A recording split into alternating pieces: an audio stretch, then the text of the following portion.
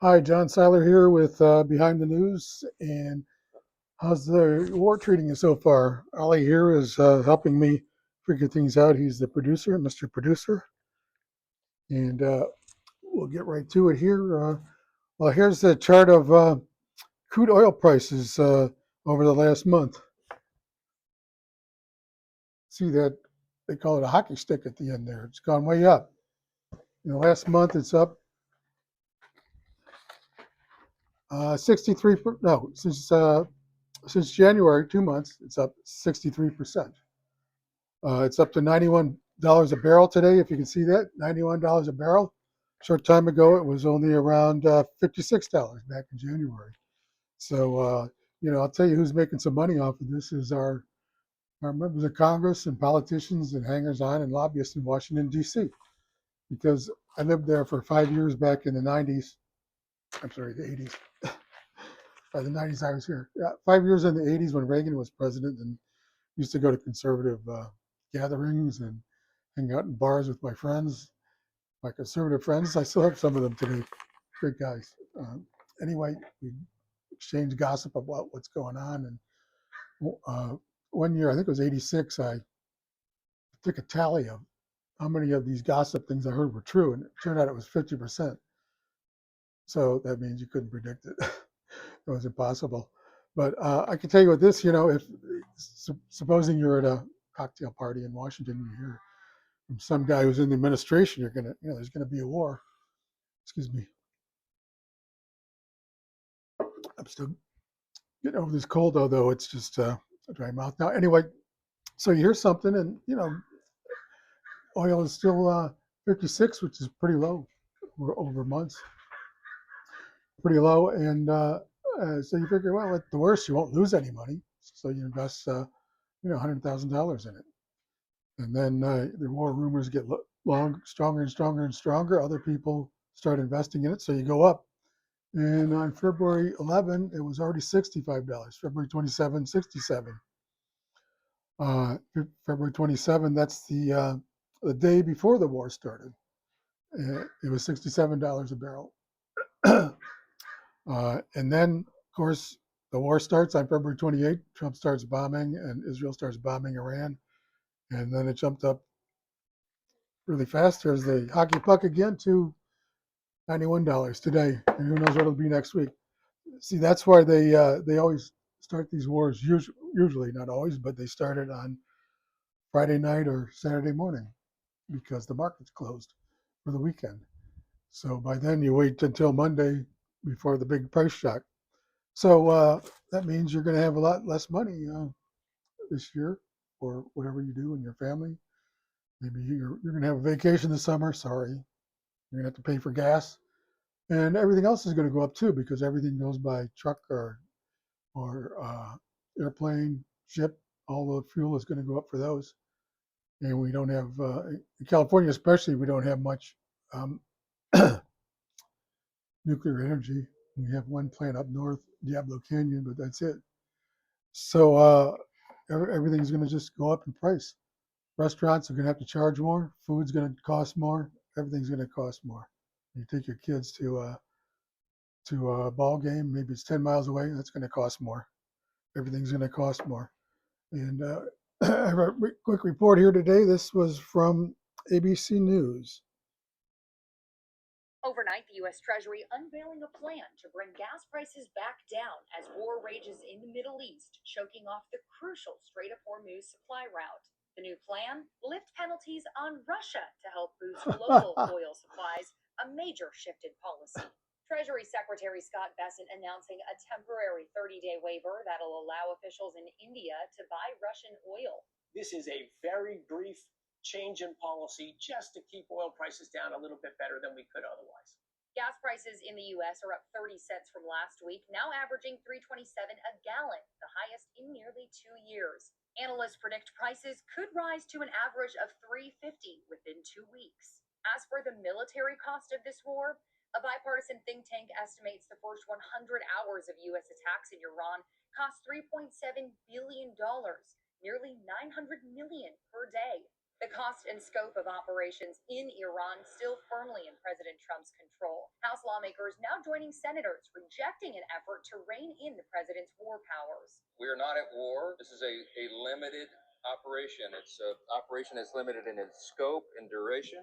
It has a very clear mission, and that mission is nearly accomplished. That's Johnson. Who cares what he thinks? He's just a puppet. But it shows you how it's going to go up. And in California, what did they say? It was 325, whereas recently it was below $2 in some places. Trump was bragging about it. Of course, out in California, it's more. It's over $5 a gallon now because we live in this insane state. And whereas recently it was like under 4, which is great for us. So now, and who knows how high it's going to go. I think Trump eventually will have just price controls on it. I said wage and price controls because Nixon did that in '71 when there was a previous crisis. But they won't control wages as if they were going up anyway. So we have some other stuff going on here. This was a New York Times today, I think. I'm calling this behind the news, but you know what's really going on. And where is it? No, it wasn't in this paper. It's about how the intelligence community thinks that Russia is providing really good intelligence to Iran about targeting, because Russia has really good satellites. So does China, and they can pinpoint where things go. So they tell Iran, hey, hit the CIA office. It's in this hotel in Saudi Arabia. So bam, it's gone. And they can say hit this target and that target and these other targets, and so then Iran does it. Because Iran has accurate missiles now. I mentioned in one of my previous podcasts about how Iran, in 8 months since the last war, tremendously improved their targeting capability. There's a guy named Ted Postel. He's an MIT professor, America's top expert on missiles and nuclear bombs. And he said they just got information technology from Russia and China and improved their missiles, so they're really accurate now.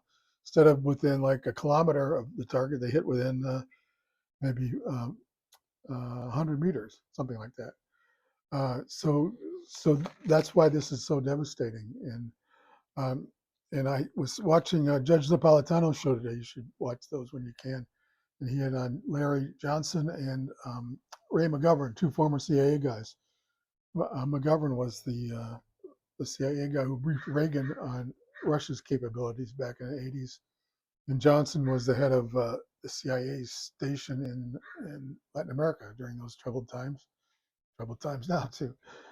But Johnson was saying that he's hearing that the military hospitals in Germany, the American military hospitals, are receiving, they're putting out appeals for people to donate blood, which means they're going to be receiving, or already are receiving, a lot of wounded American troops. Your sons and daughters, your grandsons and granddaughters are coming in over there. And where there's a lot of wounded, there's a lot of dead too. A lot of body bags coming home from this war, and who knows how long it's going to last. And another problem here is this whole unconditional surrender thing. So Trump said yesterday, or maybe it was this morning, he said he wants unconditional surrender, which technically is a violation of the rules of war. You're not supposed to do it, but we did it in World War II at the Casablanca Conference with Churchill in 1942. Roosevelt just kind of off the cuff said, we want unconditional surrender of Germany and Japan. So that meant the war just lasted longer. In Germany, the generals might have surrendered, the marshals. Wait a minute, come here. Ollie likes the attention, so I'm going to put him inside. He was complaining. Yeah, Ollie, stay inside for a while. And we don't know what might have happened, of course, but there were assassination attempts against Hitler. There was a pretty good movie about one of them, Valkyrie, with Tom Cruise, made about 20 years ago, about one of the main ones that blew up in a room where Hitler was, and he was saved, unfortunately, because there was this big post in the in the table. But excuse me, I've been up a long time. I want to get this out there every day.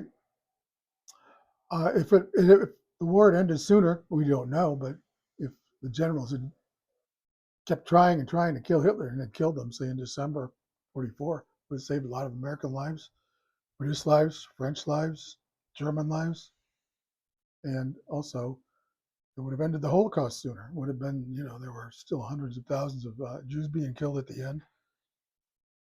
The Germans accelerated toward the end, so that all might have been better.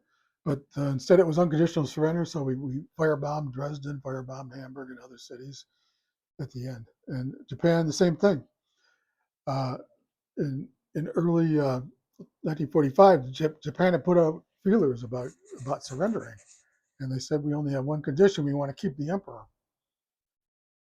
This is all in a book called "The Decision to Use the Atomic Bomb" by Gar Alperovitz. Came out about 30 years ago. But they said just keep the emperor. And America said no, unconditional surrender. So it kept going on and on. We firebombed Tokyo, firebombed other cities. A lot of Americans died too. And finally, the atomic bombs ended it. Of course, Hirohito himself said, this is enough. Let's end it.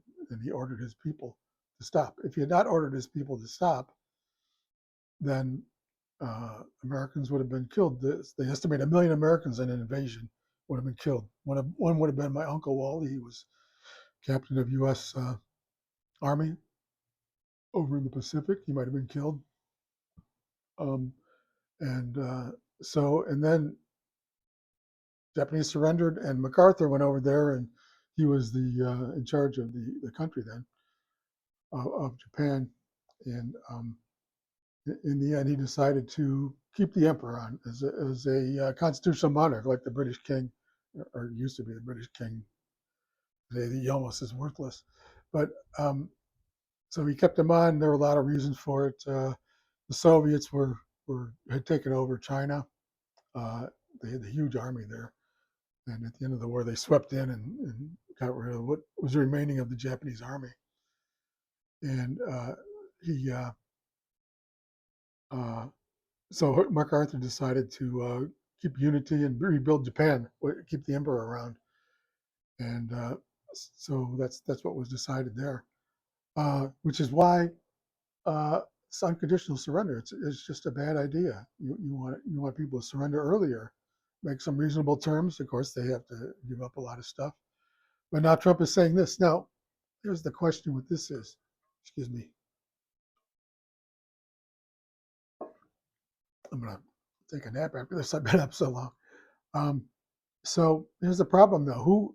Trump has been killing the top guys over there. So who's he going to negotiate an unconditional surrender with? Is he going to have to send in our troops? They're saying no, maybe. But the problem is there aren't enough troops to do it, except for special forces, Delta, and SEAL Team 6, and so on. Uh, so how's he going to do that? In Iran, they've been planning this for years. They probably have cells like they had in Algeria. It's a really good movie called The Battle of Algiers. It's a manufactured reconstruction of it, but it's quite accurate. In the early 60s, the Algerian people revolted against the French, and the French were just merciless in torturing and killing the leaders. And what the Algerians did, they developed these independent little cells where you'd only know a couple people. So if they tortured you and you revealed your guys, there'd only be a couple guys, and you wouldn't know who was next in the chain of command. It was all mysterious. And the French just kept killing and murdering, and it was just totally vicious, and they never got through it. So the Algerians just kept fighting and fighting, and if one of the top guys was killed, they just put another one, because the cell would move upward like that, and they had cells all over the place. Is Iran like that? I don't know. I'm just speculating. I bet, though, that their leadership watched the movie, Battle of Algiers. They explained it well how it's done.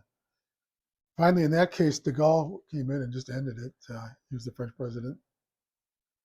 Interesting person, a lot of good and a lot of bad about him. But does Trump have the guts to do that? I doubt it. Which brings us to another problem.